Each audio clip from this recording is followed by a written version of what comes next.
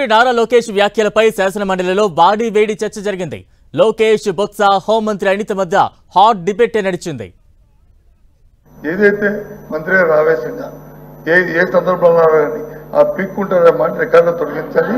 ఆయన గారు చెడ్డపేరు ఆయన జీవితంలో మచ్చ రైతు ఓందాగా చెప్తే ఆయన తాలూకు అమలతను నిలబడతారు.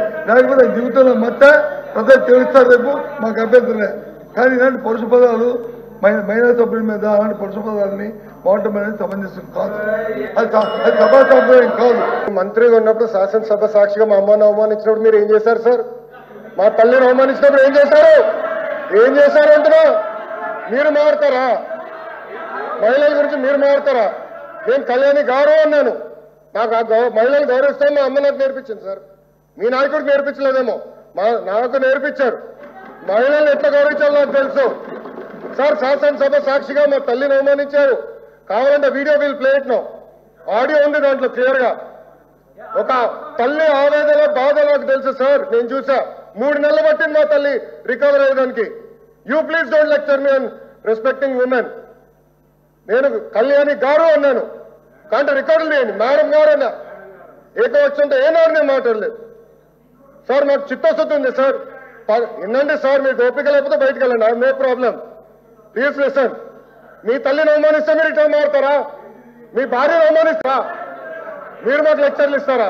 వాళ్ళ తల్లి గారిని మాటల్ని ఎవరు కూడా సభ్యసమం ఎవరు కూడా అంగీకరించరు. దాన్ని సమర్థించే సమస్య లేదు. ఇప్పుడే కాదు ఆ రోజు కూడా చెప్పాం. మళ్ళీ చెప్తున్నాం. ఏ తల్లిదైనా సరే ఎవరు నిందించినా దాన్ని సమర్థించే సమస్య లేదు, ఆమోదించే సమస్య లేదు. అంత గీతం నేను మనుషులు కాదు మేము. కానీ 15 సార్లు ఆ మాటలు చెప్పుకొని అనవసరంగా ఆ తల్లిని కించపరచడం భావ్యం కాదని నేను సమాపంగా చెప్తున్నాను. 10 సార్లు చెప్తున్నాను. దయచేసి దీని ఇంతతో వెలిగించుకోండి. ఆ మాటలను వచ్చి మీరు 10 సార్లు తీసుకొచ్చి దాన్ని రాజకీయాల కోసం ఆలోచించి డిస్కస్ చేయడం అనేది సమంజసం కాదు. మీ ద్వారా నేను నమస్కరిస్తాను. తల్లిని నిండు సభల్లో అవమానిస్తే కొడుకు ఆవేదన అలాగే ఉంటది. ఆ తల్లి బాధ ఎలా ఉంటుందో మేము కూడా చూసాము. మేము కూడా పోరాటాలు చేసాము.